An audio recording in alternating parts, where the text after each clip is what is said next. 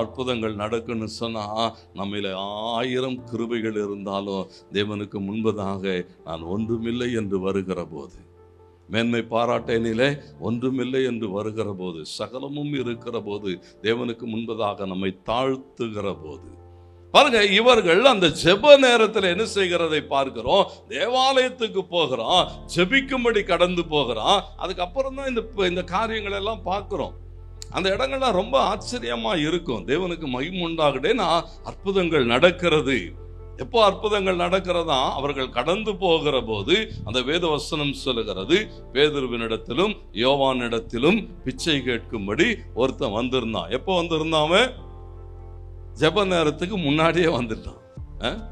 ஜெபத்துக்கு ஆளுங்கெல்லாம் வர்றதுக்கு முன்னாடி என்ன செஞ்சுட்டானா, முதல்ல அவன் தான் வந்து உட்கார்ந்து இருக்கிறான். ஏன்னா ஜெபத்துக்கு வரவங்கிட்ட எல்லாம் என்ன செய்யணும் பாருங்களேன். நீங்க நல்லா கவனிங்க. சில காரியங்கள் எல்லாம் என்னன்னு சொன்னா, இந்த பிச்சை கேட்கிறவர்கள், தேவாலயத்துக்கு முன்னால இருந்து பிச்சை கேட்கிறவங்கலாம் உள்ளே போறவங்ககிட்ட கேட்க மாட்டான். உள்ளே என்ன யோசிப்பானோ தெரியாது. இதுவே உள்ள போய் கேட்க தான் போகுது, இதுகிட்ட என்னத்தை கேட்கணும்னு யோசிப்பானு தெரியாது.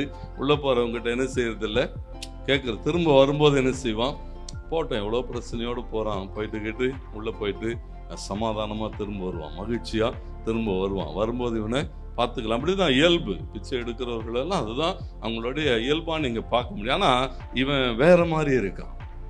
உள்ள போகும்போதே என்ன யோசிக்கிறான், இல்லை இவனுங்க கிட்ட இப்பயே வாங்கிடணும், இப்பயே வாங்கினாதான்.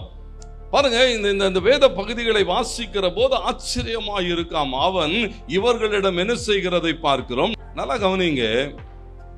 பிச்சை கேட்டா ஒண்ணு என்ன சொல்லணும், இருக்குது இல்லைன்னு சொல்லணும். இருக்குது, அதான இயல்பு. பிச்சை கேட்டா என்ன செய்யணும், பிச்சைக்காரனையும் அப்படியே உத்து பார்த்தான்லாம். அவனே கொஞ்சம் ஆடிட்டு இருப்பான், என்ன இவங்க வித்தியாசமா இருக்கிறானுங்க.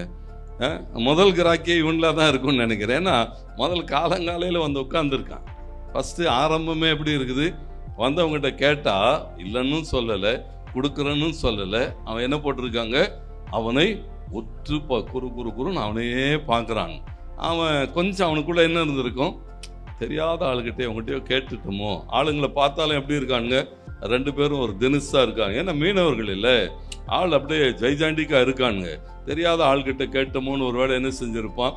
பாருங்க, அந்த சொல்லப்பட்டிருக்கிறது, அவனை உத்து பார்த்த போது அவர்கள் பாருங்களேன், அவனையே உத்து பார்த்துட்டு திடீர்னு சொல்றான், எங்களை பாருன்னு சொன்னான். எங்களை அவன் என்ன யோசிச்சிருப்பான், பிச்சைக்காரன் யோசிச்சு பாருங்க. அப்படி ஒரு ஆள் சொன்னான், ஏன் நல்லா தானே இருக்கிறானுங்க, இவனுக்கு என்ன நம்மளை பாருன்னு சொல்றானே, என்ன இவனே எப்படி இருக்கிறான். அவன் சுத்தி கித்தி பார்த்துருப்பான். யாருக்கிட்டையும் பணப்பை இல்லை. பாருங்க, பேதுருக்கிட்டே யோவான்கிட்டே என்ன இல்லை, பணப்பை இல்லை, ஒன்றும் இல்லை. தெரியாம இவன்கிட்ட என்ன செய்கிறோம். பாருங்க, இந்த சூடர்கள் நீங்க நல்லா கவனிங்க. இங்க பேசப்பட்டிருக்கிறது, பேதுருவும் யோவானும் என்ன செய்கிறார்கள் சொன்னா, அவனுடைய சிந்தைகள் சகலவற்றையும் தங்களுக்கு நேராகவே திருப்பி கொண்டு இருக்கிறான். அவனுடைய எண்ணமெல்லாம் பணத்தை குறித்ததாக இருக்கிற போது, வாங்குகிறதை குறித்ததாக இருக்கிற போது, பேதுருவும் யோவான் என்ன சொல்லுகிறான் சொன்னா, எங்களை நோக்கி பார், எங்களை பார். அவனையே பார்க்கிறான், இவன் அவனை பார்க்க, அவன் இவனை பார்க்க. திடீர்னு பேதுரு என்ன சொன்னானா, வெள்ளியும் பொண்ணும் என்னிடத்தில் இல்லை. பிச்சைக்காரன் யோசி, இதை முதலே சொல்லிட்டு போயிருந்திருக்கலாம். இதுக்கு எதுக்குடா இவ்வளோ நேரம் என்னை உத்து உத்து உத்து பார்த்து கடைசியில் என்னது ஒன்றும் இல்லைன்ட்டான். பாருங்க, பேதுரு வெள்ளியும் பொண்ணும் என்னிடத்தில் இல்லை. அப்புறம் ஒரு வார்த்தை சொல்றான், என்னிடத்தில் உள்ளதை. அவனுக்கு கொஞ்சம் நிம்மதி வந்திருக்கும். பரவாயில்ல, ஏதோ ஒன்று, வெள்ளி பொண்ணு இல்லைனாலும் ஏதோ ஒன்று என்ன செய்கிறான்.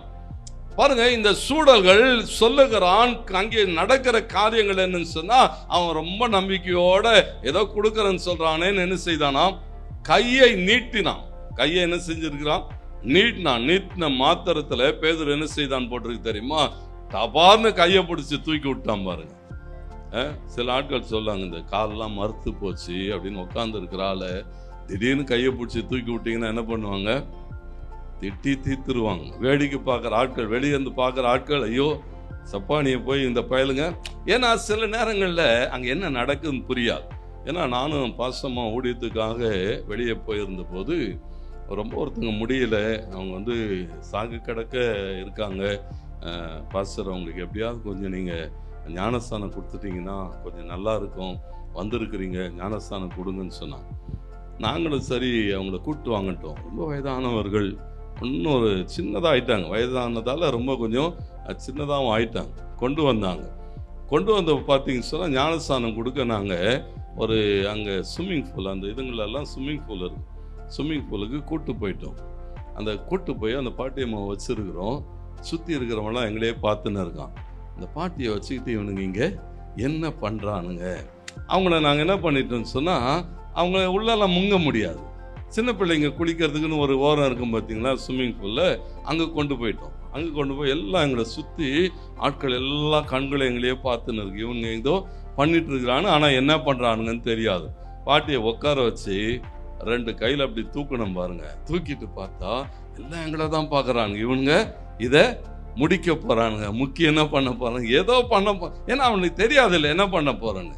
நாங்கள் தூக்கின வேகத்தில் ஒரு முக்கி தூக்கி, ஏன்னா ரொம்ப நேரம் தாங்குமான்னு தெரியாது, உள்ளே வைக்கிறதுக்கும் ரொம்ப நேரம் முக்கி எழுப்பி தூக்கி கொடுத்து விட்டுட்டோம். கர்த்தருக்கு ஸ்தோத்திரம்.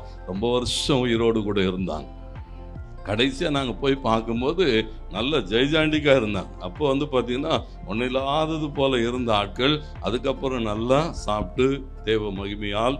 ஏன்னா ஆட்களுக்கு என்ன தெரியாதுன்னா, நீங்கள் யோசிச்சு பாருங்க, பேதுருவும் யோவானும் அந்த சப்பானியை தூக்கணும் போது சுற்றி இருந்தவெல்லாம் என்ன யோசிச்சிருப்பான், ஐயோ பாவன், அவனே சப்பாத்தி, அவனே நடக்க முடியாமல் உட்கார்ந்து இருக்கிறான், அவனை போய் என்ன செய்கிறானுங்க. ஏன்னா 2 பேரும் ஜெய்ஜாண்டிக்காக இருந்தவனுங்க பாருங்க.